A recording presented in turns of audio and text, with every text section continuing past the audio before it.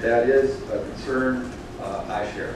I have 4 responses. The first is that while it's a 33% increase all at once, and very dramatic in that way, it's actually pretty much the rate of inflation since 2000. The general rate of inflation is 30%, this is 33%. So in other words, if Metro Fares had simply done what every other commodity has done, whether it's food or rent or just about anything else, we would expect that Metro Fares would be at about, cash fares, would be at about $2. And so there's that. And I would expect that we won't increase fares again, at least for the rest of my term, this term.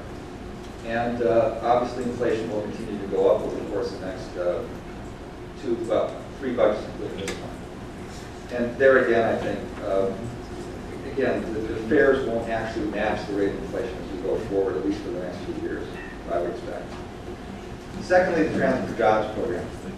Currently, under our calculations, based on the current fare structure and the $40,000 in the program, you can help about 850 people.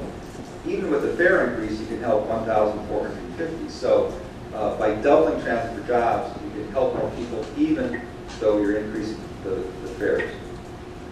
I agree entirely with the idea of developing a program to help the working poor. There's some good language in Alder Solomon's amendment about that. There's also some language in my budget about that, linked to the Transit for Jobs program. I'm very curious about what they do in Cincinnati, is what Alder Solomon mentioned. I think we ought to pursue that. I actually floated an amendment with some of you. Ultimately, they decided not to do it, but I'm very interested in developing a program to get at that issue. And lastly, I do think it's important to note that if you're forced with a choice between cutting service and raising fares, well, there are 2 tough choices. You might be better off raising fares. And the reason is that obviously if the service doesn't exist, you can't buy it at any price.